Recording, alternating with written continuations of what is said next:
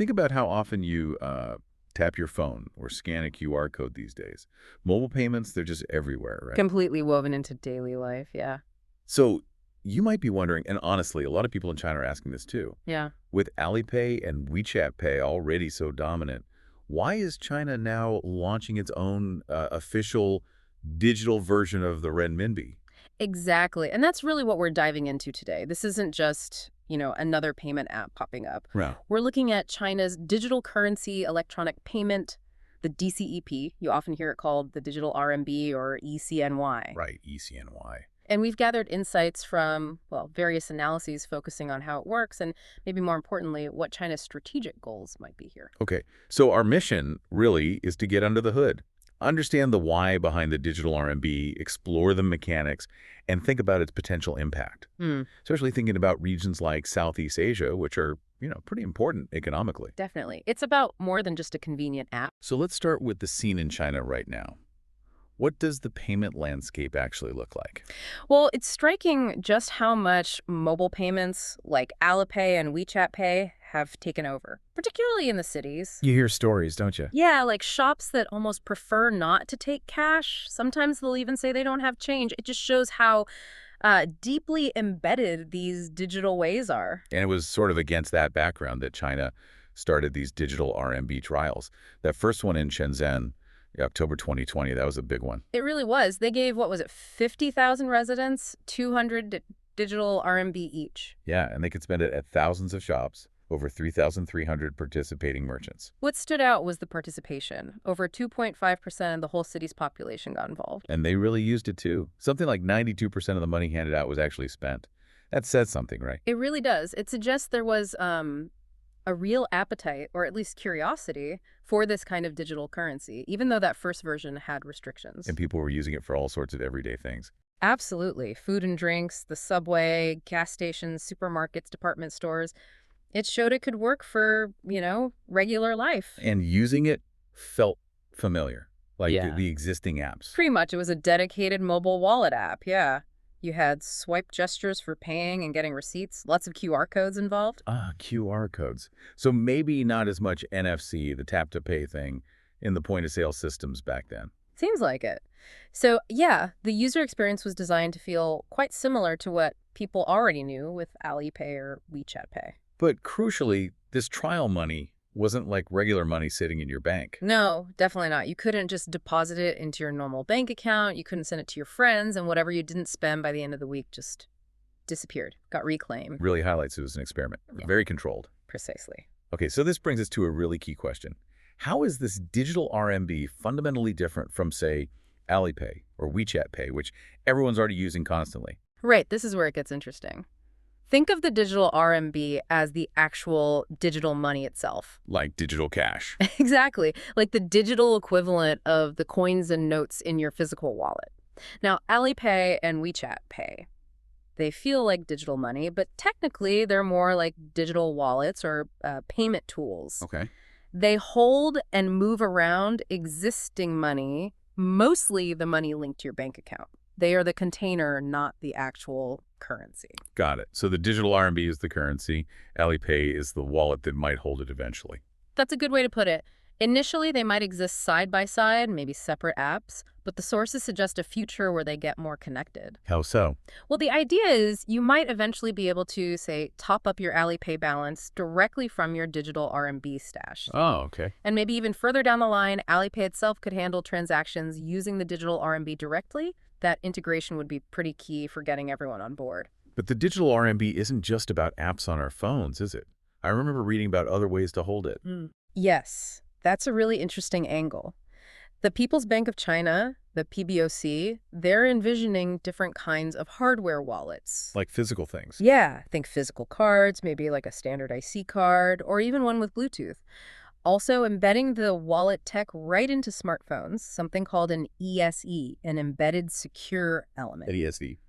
And they've even talked about things like SD card wallets or putting it onto SIM cards. Wow, lots of options. Mm. Why go down the hardware route?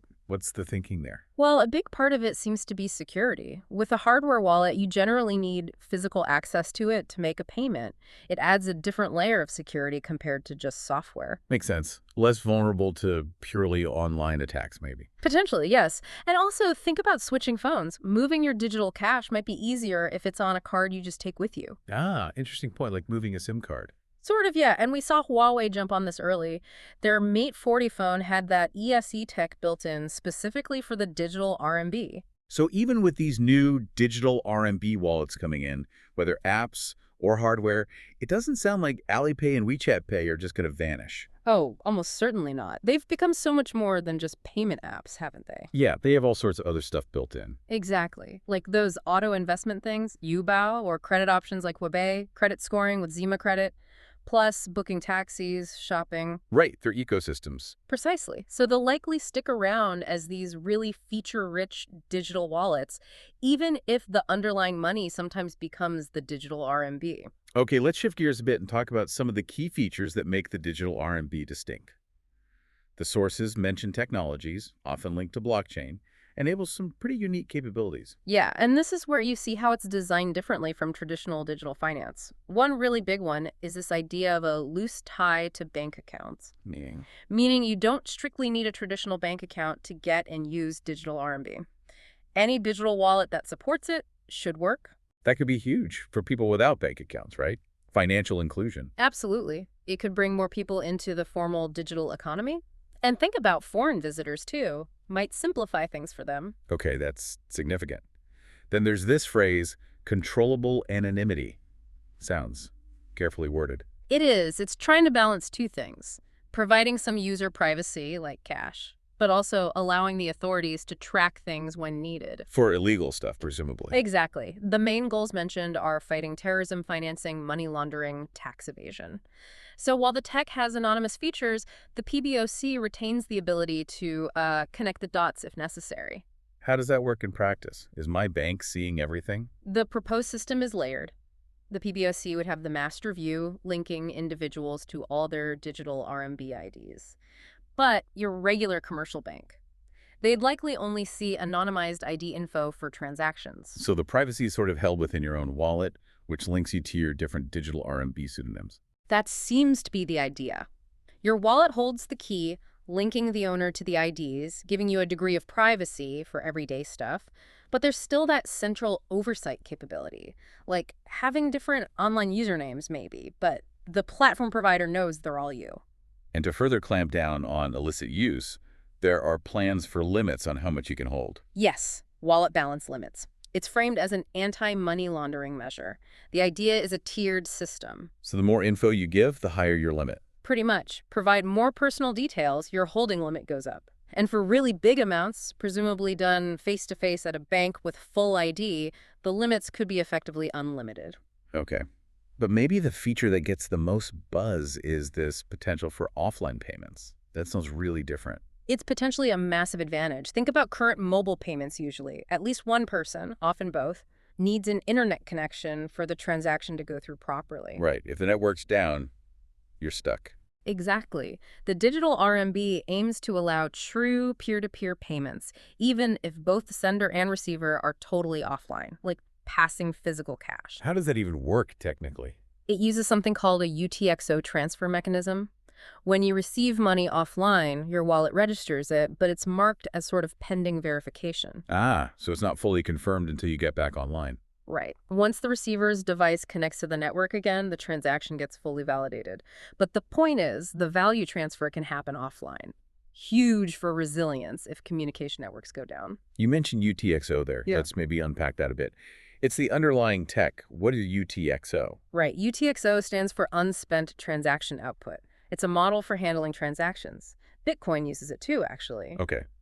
How does it work, simply? Imagine you have a collection of digital coins on a table, and each coin has the owner's name written on it.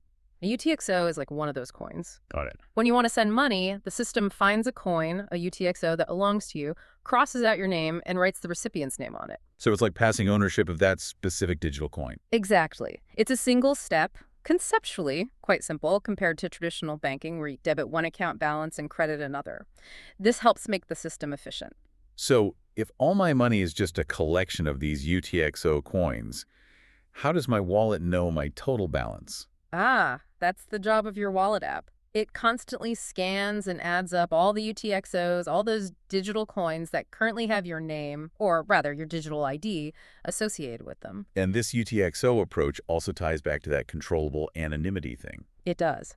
Because the name written on the UTXO doesn't have to be your real name. It can be a cryptographic identifier, a pseudonym linked to your wallet. And you could have more than one ID. Yes, you could potentially have multiple IDs, maybe spreading your digital RMB across them. Adds another layer of privacy and perhaps security too, by not having all your funds linked to a single identifier in day-to-day view. Okay, so we've got a handle on how it works. But let's get back to the why. What are the big picture reasons for the Chinese government pushing this digital RMB forward?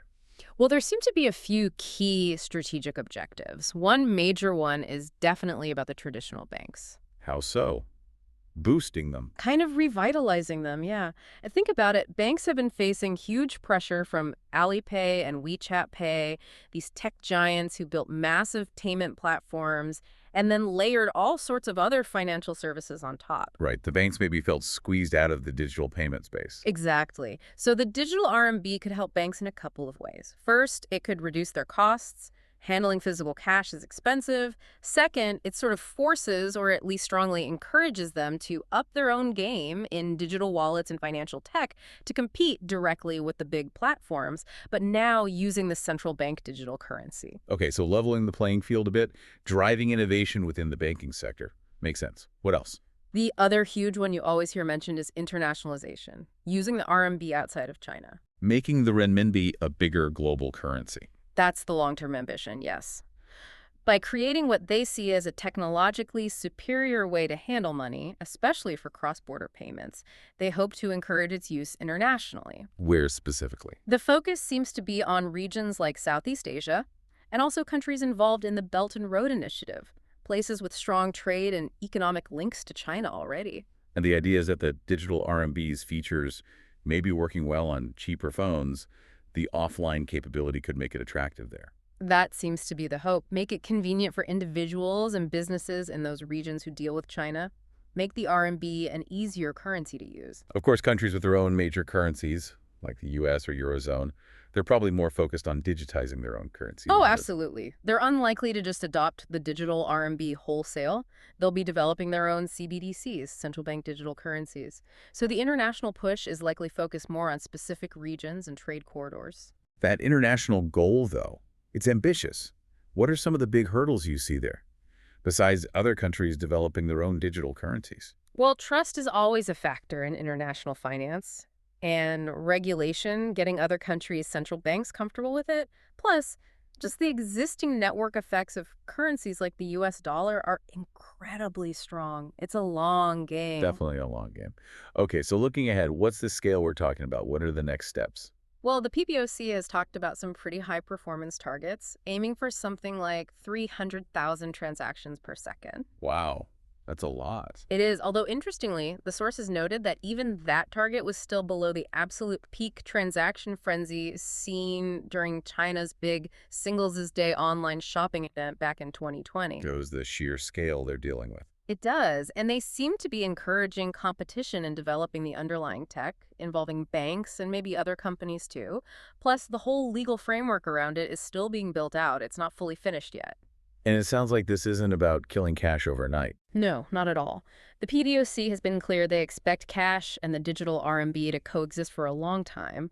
The initial focus seems to be on those everyday small value retail payments. The coffee, the bus fare, that kind of thing. Exactly. And as we touched on, its potential ripple effects in regions like Southeast Asia, that's definitely something to keep watching, especially from, say, Japan's economic perspective in the region. Okay, so wrapping this up, it's really clear the digital RMB is much, much more than just a new payment app. Absolutely. It's a fundamental rethinking of how currency itself is structured and managed by the central bank. It has potentially huge implications for China's own financial system and, as we discussed, those wider international goals. And it's crucial to keep that distinction clear in our minds. The digital RMB is the currency, while things like Alipay, WeChat Pay, or these new hardware wallets are the tools you might use to hold and spend it. Precisely. The currency versus the wallet. So here's a final thought to leave you with. When you consider these really unique features, that controllable anonymity, the offline payment capability, how might the digital RMB ultimately change things? Not just how we pay, but potentially the whole balance of power in global finance. What does it mean for privacy, for government oversight, for international trade, as everything gets more digital? Yeah, some really big questions there. Definitely food for thought.